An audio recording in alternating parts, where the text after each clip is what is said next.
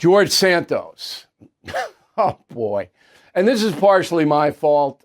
And I've said this before on the No Spin News. So he's my congressman, or was, before he got booted out. Okay? And I voted for George Santos because I really voted against his opponent, Robert Zimmerman, a Democrat who is a very liberal man, far too liberal for my district on Long Island.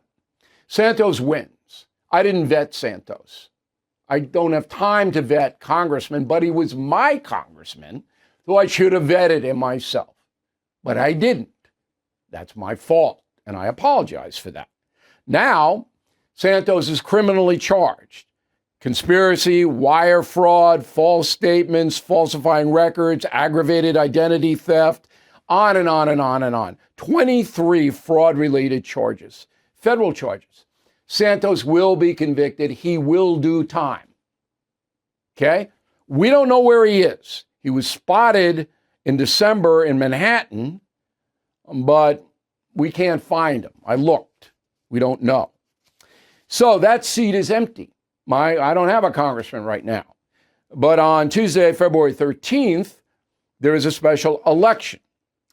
And it features Republican Mazie Pillup against Democrat Tom Suozzi. Now, Suozzi's name may be familiar because he served 6 years in Congress previously. He attended the same high school I attended. I know Mr. Suozzi fairly well, and he joins us now from New York City. Thanks for coming on. I know probably your advisors told you not to. The lead was accurate. You got right? that one right, Bill. You got bet. that one right. You know, oh, don't you, O'Reilly? He's the nasty guy. First question. Hunter Biden today, you think he should be charged with contempt of Congress? I didn't follow the whole thing Come today. on, do you think he should be charged? You know the case. The bottom line is I think that Hunter Biden has broken a lot of rules and he has to be held accountable. I think a big problem in our country right now is that nobody's following the rules. I don't think that President Trump has been following the rules. Santos didn't follow the rules. The shoplifters aren't following the rules. The people crossing the border aren't following the rules. And Hunter Biden hasn't followed the rules. Okay. So I think that people who don't follow the rules have to be held accountable. And I'm with you 100% on that, Suozzi. But there's going to be a vote in Congress. And all of the Democrats seated are going to vote not to charge Hunter Biden. So say you win and you are my congressman, are you going to vote not to charge him? As a practical matter, I have not even looked at this case at all related to Hunter Biden. Come on, you're dodging me. You're dodging me. Come on. I'm not dodging. I'm not paying attention. I'm paying attention to the immigration crisis. You just said he's not following the rules. I'm paying attention to SALT. I'm paying attention to the issues that affect my residents. My residents aren't following Hunter Biden's. All right. People are not going to like that answer. I'll tell you right now, Congressman, they're not going to like it. Because anybody who doesn't follow the rules, and I have a place to hold them accountable, I will hold them accountable. Okay, then I'm going to put that down as you're going to vote. I don't know the facts of Hunter Biden's subpoena by Congress. Call me after the show and I'll give you 5 minutes and I'll fill you in. You should know. I know that he had a major drug problem. I know there's an accusation. That has nothing to do with it. Taxes. Has nothing to do with it.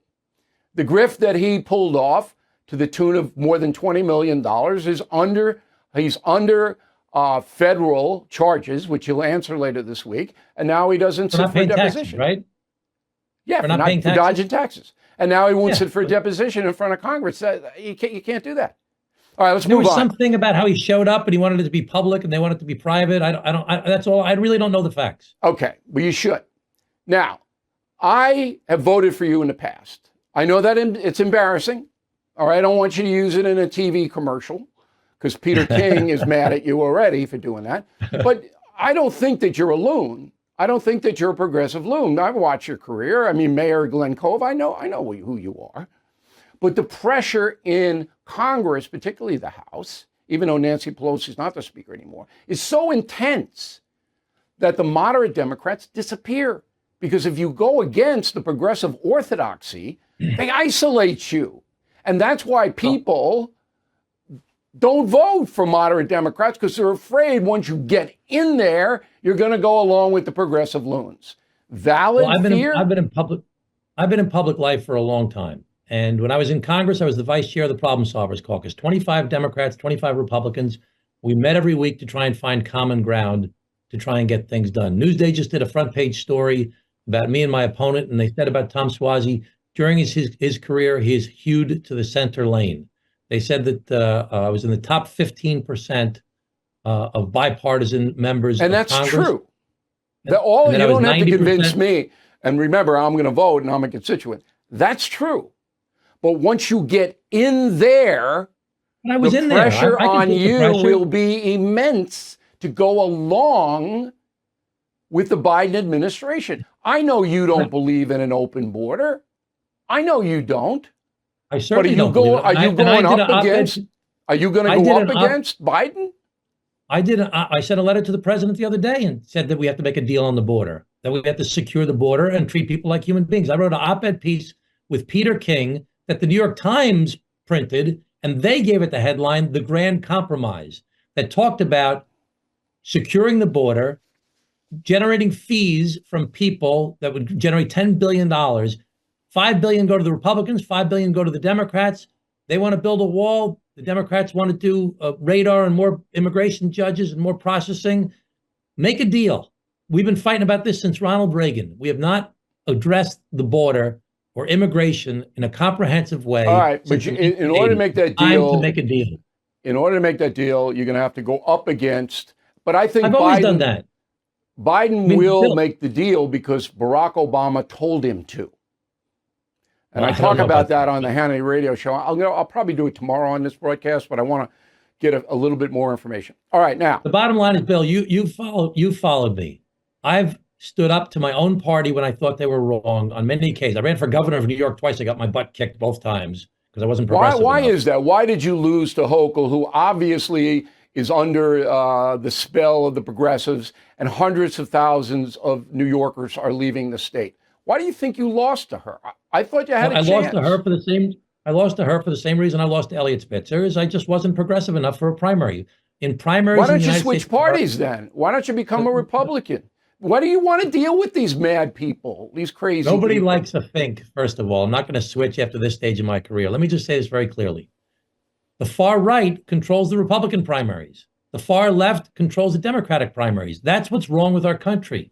The people want us to sit down and make deals and get things done to actually address the problems that they face. They're sick and tired of all the finger pointing and all the fighting and everybody just yelling at each other. There are real problems that we are facing in our country and our world, and we are not going to solve these complicated problems unless reasonable people are willing to sit down across from the table from each other and say, I disagree with you on this, I disagree with you on that, but I think I could agree with you on this, and try and find common ground. That's what I've done my whole career.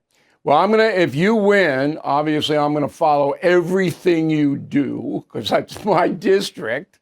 And I appreciate you going up against your advisors and coming on the No Spin News. And, it's going to be an interesting run because as you know, I'll be curious to see if my opponent comes on. She's ducked every debate. Oh, she's already booked. Debate me. She's coming on a week from today.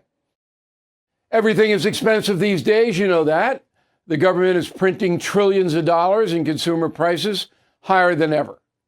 If the government continues its printing and spending, the dollar could continue its free fall and lose its coveted role as the world reserve currency. Let's hope that doesn't happen. But there are a few things you can do right now. American Hartford Gold can show you how to protect your money, your retirement, your hard-earned savings against inflation by helping you diversify a portion of your portfolio into physical gold and silver. Start with a short phone call, and they can have physical gold and silver delivered right to your door or put inside your 401k or IRA. So please call or text them right now. Tell them Bill O'Reilly sent you. Call 877-444-GOLD, 877-444-GOLD, or text GOLD to 65532. Again, that's 877-444-GOLD, or text GOLD to 65532. Thank you for watching the No Spin News. To watch the full episode anytime on BillO'Reilly.com.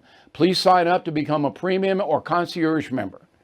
Visit BillO'Reilly.com to sign up and start watching today.